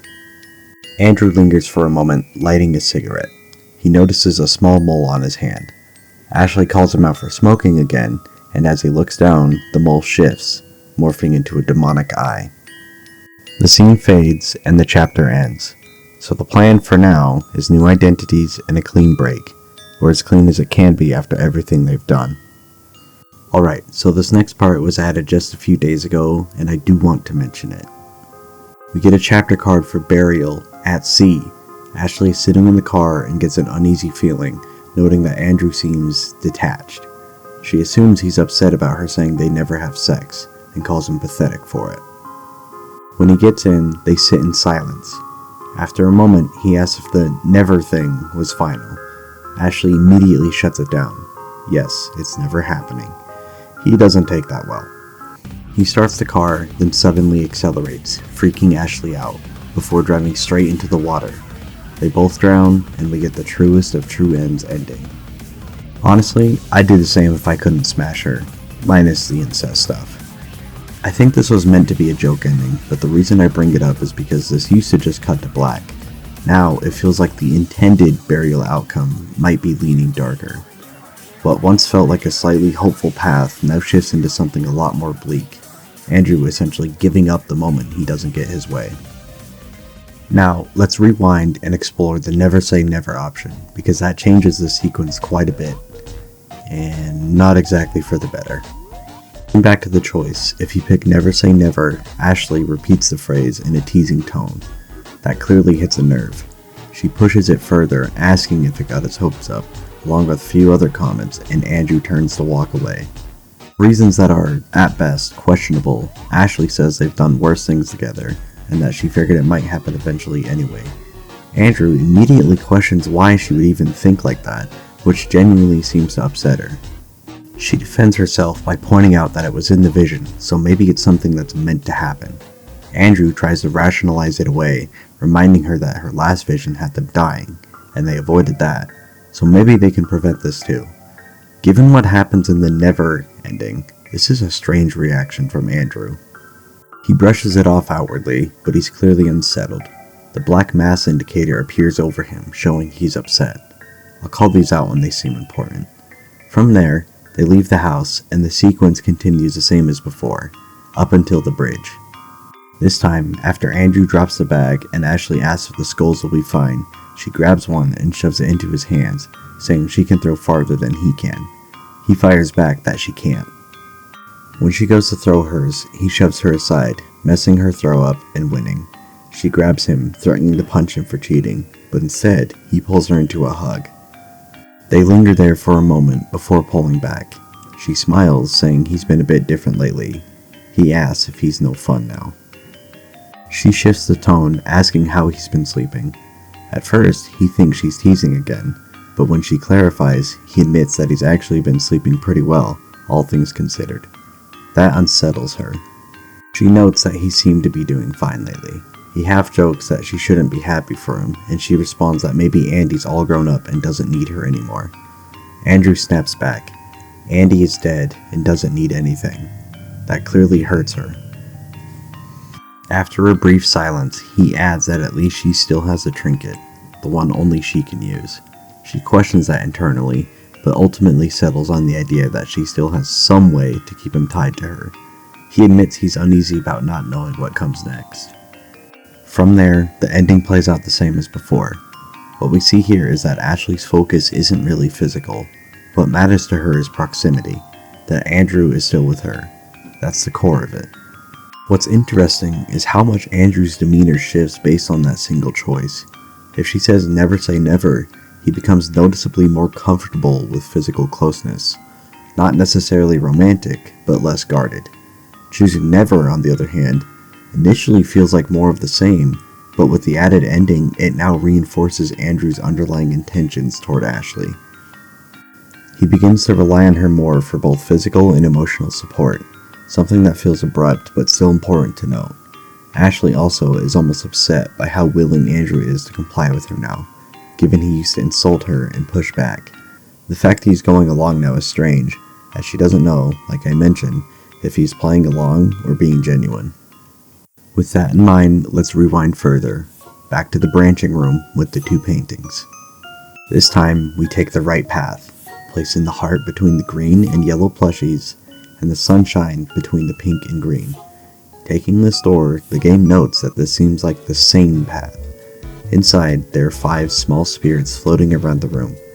Ashley picks up a bottle and starts collecting them. How she instinctively knows to do that isn't explained. I only remembered because I'd played it before. Once all 5 are gathered, a black and red spirit appears. It's different from the 2 demons we've already seen. Ashley says, "Finally, there you are." The spirit doesn't respond, but its dialogue text is the same as Andrew's, which feels intentional. Ashley says they need to leave before it finds them. Then she wakes up. Andrew isn't in the room, and she immediately panics until he walks back in, saying he couldn't sleep. He asks if she got a vision. She shrugs it off, saying it didn't seem very important. Then she circles back, asking if he really couldn't sleep. When he confirms it, she says he hasn't changed after all. Andrew questions what she means, but she brushes it aside and instead asks what's bothering him. He says he just doesn't want to get caught. She presses further, asking if that's what's really on his mind, not killing their parents. He doesn't answer that directly. Instead, he tells her they should go dump the bones. That clearly bothers her. At the bridge, the sequence plays out the same as the darker Never branch, minus the added ending. So that covers the burial route. It seems we're left with 2 directions. Either they fully embrace her depravity, or they try to move on from it. I read the Never path as Ashley still wanting control over Andrew, but not being willing to cross that final line. Meanwhile, Andrew, despite initially rejecting it, seems to be moving toward wanting that kind of relationship. Hence why now, upon her rejection, he kills them both. That puts them on a path towards something worse. In contrast, the sane route suggests Ashley loosening her grip, just enough that they might be able to exist without escalating things further. To me, it feels like Andrew is only open to that level of intimacy because of how dependent she is on him. If she pulls back, even slightly, they might actually be able to settle into something less destructive. Time will tell once the rest of Burial comes out.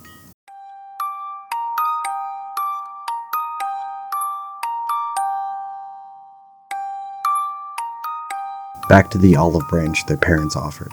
This time, instead of rejecting it outright, Andrew reflects. Upon choosing to reflect, a skull icon appears over Andrew's head. He crouches down, head between his knees, and lets out a long sigh. He admits he wants to say yes, that he wants to take their offer, but tells them he's stuck in a way they wouldn't understand. Renee immediately assumes it's about the death certificates, still pretending she had no idea what really happened and insisting they can sort it out. Andrew thinks to himself that it's more than that, but she keeps talking over him. She says nothing is beyond fixing, that she isn't angry, that she understands he truly didn't want to do any of this. All he has to do, she says, is get Ashley to hand over the gun. Then they can put everything behind them. He shoots her a look, fully aware she's trying to steer him the same way Ashley does, just with softer words. Instead of answering, he turns back to the ritual and finishes lighting the candles. In his head, he tells himself they'll be fine. They'll be fine, if Ashley could just stop being so troublesome. He repeats it quietly to himself. We'll be fine. We'll be fine. Renee cuts in again, asking if he's going to get the gun now. There's something almost smug in her expression.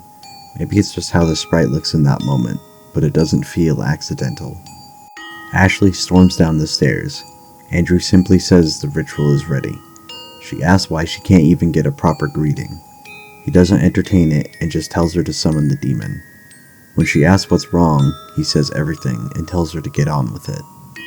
Compared to the decline choice, the difference is immediate. He isn't scrambling or defensive. He's withdrawn and blunt. The summoning plays out the same at first. The entity appears, the offer is made, and the souls are taken. But when the demon drifts towards Andrew this time, Ashley reacts differently. Instead of praise or possession, she mostly insults him, calling him useless, unloyal, questioning why she even keeps him around. It clearly gets under his skin. Notably, the entity doesn't mention bringing Andrew along this time. It simply leaves. And, once it's gone, Andrew mutters that he doesn't know why he keeps her around either. Ashley fires back sarcastically, saying he must just be stuck with her. He doesn't answer. She adds, so stuck he don't even know. Andrew calls her an eavesdropper and says she misunderstood, that he meant their situation, not her. Ashley just says, sure you did. He tries to explain, saying he picked her. She cuts him off, snapping that she doesn't care. He makes one more attempt to say something, but she shuts it down and tells him to focus on the bodies. From here, the sequence plays out mostly the same as before, but there's one small shift that matters. When Andrew is cleaning the clogged drain and Ashley calls him Andy, he doesn't react at all. No correction, no warning, nothing. Ashley smugly thinks to herself, good. She assumes he's coming around, finally giving in. But she also notes, briefly, that it's a little strange he didn't say anything. It's a quiet confirmation of something Andrew said earlier, that she would keep calling him that until he gave up on correcting her, and here, he does. As they begin dismembering their parents, the tone is noticeably different this time. Andrew is visibly disgusted, tense, and unsettled by what he's doing. Ashley, meanwhile, watches him with a sinister smile while covered in blood. In her mind, this confirms something. She thinks she's finally in control of him. Even though he's clearly disturbed, that doesn't matter to her. If he's compliant, if he's still moving forward, then he's listening. She asks him if he's having regrets. He responds by asking whether he'd even be allowed to say so if he did. She tells him she loves him, and she is sorry because she knows it's hard for him. He simply gets up, kisses her on the nose, and says, I have nothing to say to you. He goes back to work, and for the first time, Ashley has no idea what he's thinking. As they dispose of the parts, we see minor changes. During the blender scene, Andrew coldly tells Ashley to keep getting rid of the body parts. She comments on how helpful he's been, the remark landing somewhere between teasing and pointed. During dinner, Ashley asks if he really won't eat. Instead of answering, Andrew questions why they're doing it in the first place when there's other food readily available, which, honestly, I agree with. In response, Ashley asks almost strangely, don't you want to feel powerful? He asks her to explain, and before she does, she dramatically chews on her food. She goes on to say that since humans are at the top of the food chain, eating another human would make her at the top of the food chain. Andrew dismisses this, asking whether this is her plan going forward, to sacrifice and eat people just to feel powerful. She tells him he doesn't get it, and before she can try to explain again, he cuts her off, saying he just wants to know if this is going to be a thing now, since he'll have to sort it out. He explains anyway, saying that to her, eating someone is like consuming their entire life, their knowledge, their feelings, and that doing so gives her energy, making her more powerful. Andrew makes a half-joking remark, asking if that power leaves when she relieves herself, but she insists she's keeping the energy. He brushes it off again, saying he wouldn't even know what to do with that energy if it were possible, adding that he doesn't want to be anything like their parents. She fires back with a quip about their parents going straight down the toilet, which earns a small laugh from him. She seems relieved by it, but when he questions the sudden outburst, she quickly says it's nothing. It's kind of interesting here. We see that Ashley enjoys the idea of eating people because it makes her feel powerful. That association isn't uncommon in portrayals of cannibalism, from what I understand, so it's not surprising she frames it that way. It's deeply messed up, but it further reinforces her desire for control over her own life. I think this contrasts strongly with her rejection of sex altogether. Most people would consider intimacy something you willingly share with someone you love, and yet she doesn't want that with Andrew, unless, for some reason, he did. At the same time, she's perfectly willing to chop people up and eat them, even when they don't need to, simply to feel superior. They clean up the house, and like before, Ashley decides to take a nap to check for any threats in the future. This time, when Andrew asks to try the trinket, she flatly refuses, much to his annoyance. She says that even if he had a vision, he'd just freak out and overthink it. He snaps back, saying she's too much of a dumbass to understand the present, let alone the future. He adds that he should be the one deciphering the dreams. She reaffirms her decision, clearly stung by the insult. After a moment, he backs off, admitting it was uncalled for. She doesn't budge, telling him he's not getting the trinket. He mutters, whatever, and tells her to have terrible dreams. We can see here that on this route, Andrew is becoming increasingly openly aggressive toward Ashley, slowly driving them further apart. He leaves, and Ashley goes to bed alone. Ashley awakens in the in-between realm. Nothing stands out this time, aside from 3 islands. As she begins gathering flowers to build another bridge, a loud, aggressive knocking suddenly echoes through the space. It doesn't stop, it just keeps going. Ashley grabs a nearby axe and chops down a road sign, using it to cross the final island before kicking it into the void behind her. The next area is more traversal. There is a lone black key, but if you don't use the flowers wisely, you'll miss it. Though, the game will drop you one generously. If Ashley does get the key, the second key will still drop, and she takes the locked door. We enter another area, and once again, she makes her way through. There are 2 doors, one locked in white, the other locked in black. We enter the black door first, since we now have an extra key after unlocking the one that brought us here. Inside, we see the entity, several spirits, and a different black-colored spirit we haven't encountered before. Interestingly, the background is filled with the same coral maple trees we mentioned in the other ending, along with a red sun hanging overhead. That detail feels important, especially considering the conversation Ashley has here. The demon explains that Ashley has been using the talisman, so it has come to see what she's doing with it.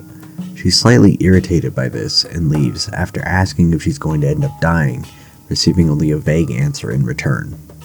Before going, she examines 2 of the souls, the darker one and a normal one. They appear oddly fond of each other, which is a curious interaction. When she asks about the darker spirit, the entity says it's a tar soul to be, not yet hatched. When she asks if that's what hers looks like, it tells her hers is far darker. When Ashley calls the spirits cute, the demon asks if they look tasty. She corrects it, repeating that she said cute.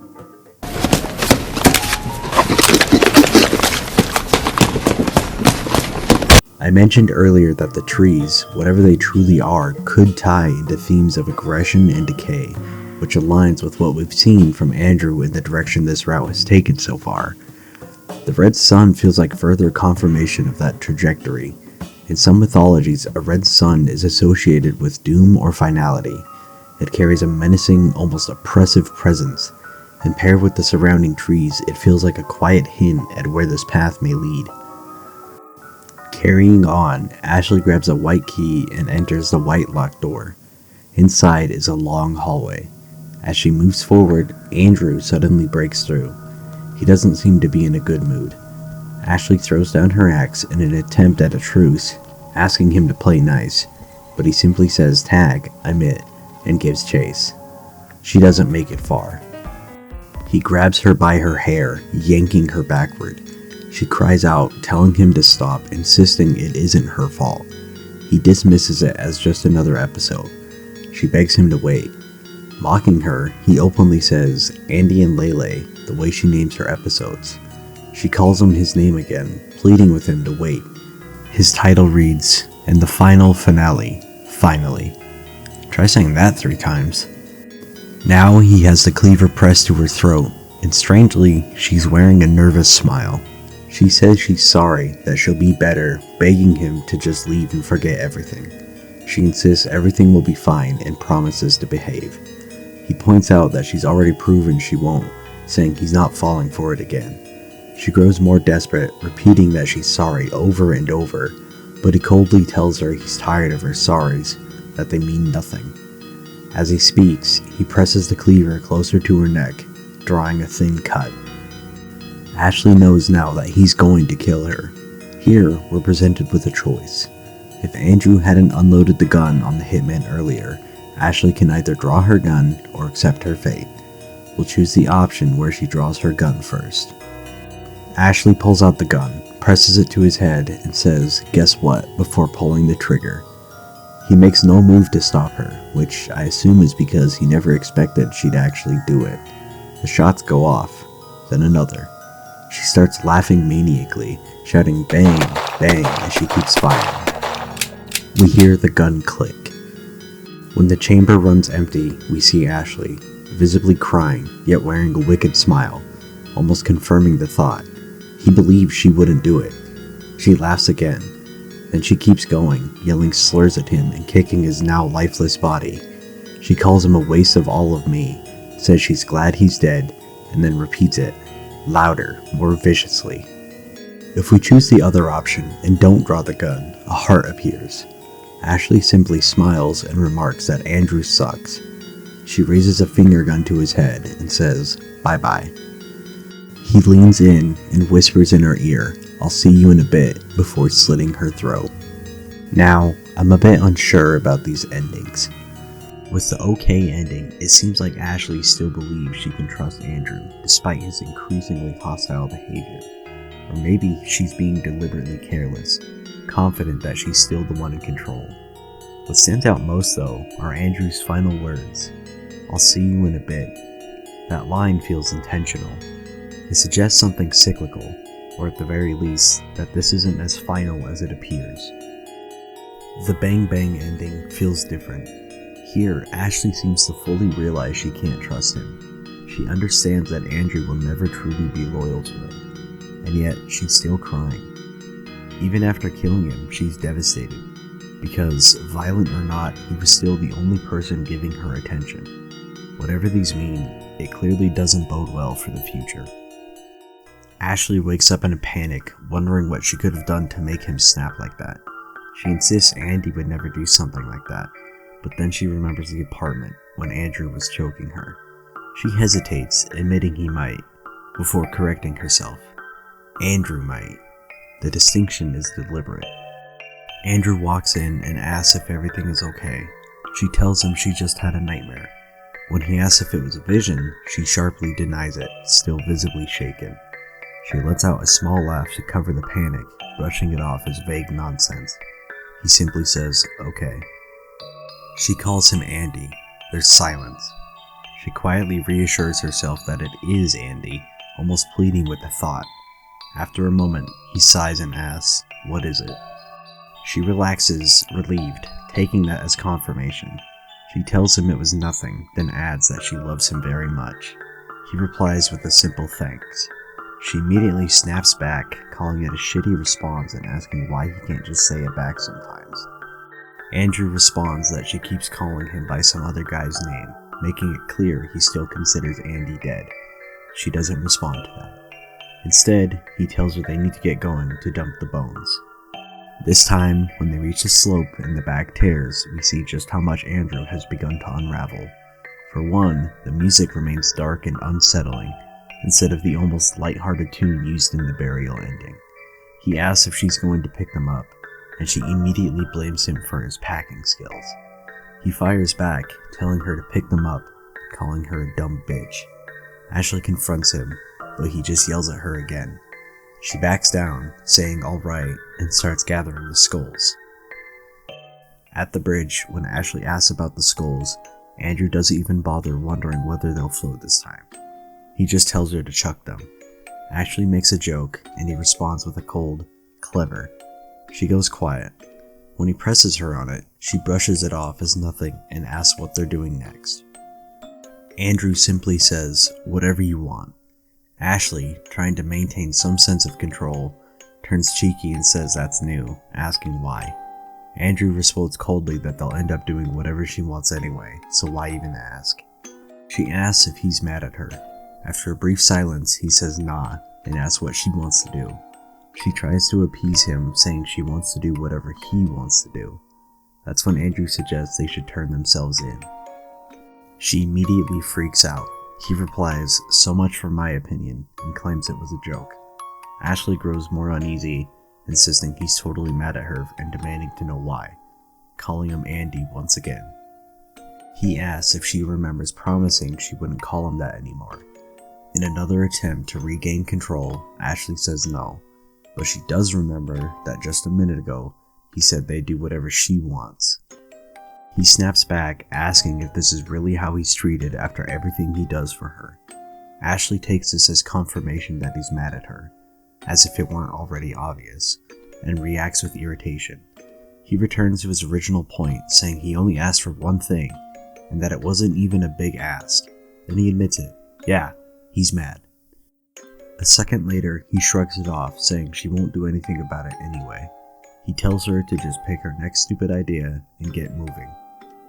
She, again, ignoring what he just said, argues that he was fine with her calling him Andy yesterday.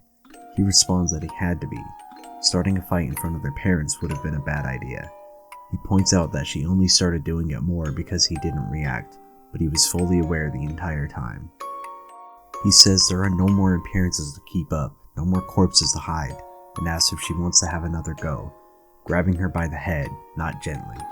She doesn't push back. She simply asks what he wants, this time calling him Andrew. He lets her go and says he wants to lock her in the trunk and drive off the bridge. She laughs. He asks if she thinks he's joking. She replies ew, saying she doesn't want to share a grave with their parents. He tells her to show him half the respect he gives her. She fires back, asking him to show her half the love she shows him. He demands to know how he's supposed to do that when she keeps pissing him off. She shrugs it off, saying it's complicated, because she's complicated like that. He seems to relax a little, calling her a simpleton. Ashley teases him, saying he just can't keep up with her. He replies that he'd have to be stupid to understand stupid. She calls him an arrogant prick and tells him to get over himself. He says, maybe later, before telling her to get in the car so they can leave before anything floats up. The conversation is still bitter, but Andrew seems more relaxed than when they first got there. Ashley wonders if things are fine now, then reassures herself that they probably are, as the shot lingers on the cleaver, Andrew's lighter, and his cigarettes in the background. The decay route ends here. I'd consider this the bad ending because Ashley and Andrew are drifting further apart with every interaction. During the scene where they're chopping up their parents, Ashley's smile suggests she believes she's back in control, that Andrew has fallen in line and is once again doing what she wants. But the rest of the route contradicts that. He still follows through, yes, but there's a deeper malice behind it now. The vision we receive here is also the only one on this path, which feels deliberate. It suggests that someone is going to die eventually, as the relationship quite literally decays. There's no indication of a happy resolution. Andrew grows increasingly volatile, while Ashley continues pushing him toward worse and worse behavior. She seems to chase the thrill of it, like eating the parent soup when there was little practical reason to. Even the scene with the entity reinforces this trajectory. The red sun and the surrounding trees echo themes of aggression and decline, mirroring the state of their relationship. I'm still unsure what to make of Andrew's statement when he kills Ashley in the vision, saying he'll see her in a bit. Was he in the dream and aware? Is it Ashley's conscience making him say that? Or is it something else? Either way, we'll find out in part 1 of Decay in chapter 3. One extra note. I want to address what happens back before Andrew rejects or reflects on the olive branch. If Ashley says fuck that, a skull appears over her, and we'll get a scene of her setting stuff up and her mom asks how she brainwashed Andrew into this, to which Ashley is offended and tells Renee to shut up. Her dad pathetically tells her to please stop. Andrew will then come home and they do the ritual, this scene playing out like the reflect option does. This time, however, when Andrew says he doesn't know why he keeps Ashley around, she says she basically can't trust him, that even if she had left him with their parents, he would have sided with them. He is confused, saying he already sided with her, but she points out he isn't beyond lying. He shuts down at this, nothing to say. She tells him she just wants to know he has her side, since she feels like she can't trust him at all. From here, the ending plays the same as it does normally. Sorry if the quality drops a bit, the update kinda really threw me off and I wanted to make sure I got the best telling of the story for everyone. Down the line, I will do better to avoid this. With that, we reached the end of the video. Like I said earlier, this chapter is dark, and unfortunately, it gets worse from here. Right now, Decay Part 3 is out, and Burial Part 3 should be out soon. I'll be doing those as separate videos, since the small bit of Decay that I've played is already very long, it'll be easier that way. If it wasn't obvious, this video was longer and took a lot of time, so I expect the next few to be larger as well. I will update as I work. I hope everyone enjoyed this video, at least somehow, given how disturbing this game is. But that disturbing factor is why I think this game is interesting and worth talking about, because there could easily be people going through situations similar to this, and I think it's good to acknowledge that. Some people may be comfortable with their lives, which is not a problem, but sometimes people just need someone to be there for them, so being aware of it is important. Again, I'm not an expert on this stuff, so please don't take what I say as fact. What made me want to talk about this game is because I personally can relate to some of the feelings the siblings have in this story. Not the incest stuff, just to clarify. Terrible jokes aside, I hope again that everyone enjoyed it.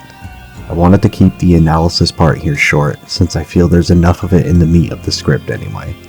I will do my best to continue improving my writing and editing, so that these videos are at least bearable to watch. With that, have a great day, and take care.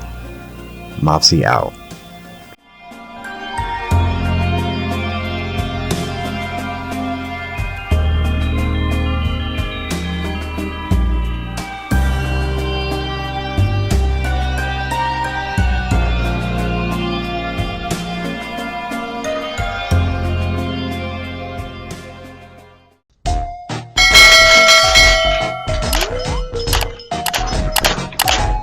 Like, comment, and subscribe.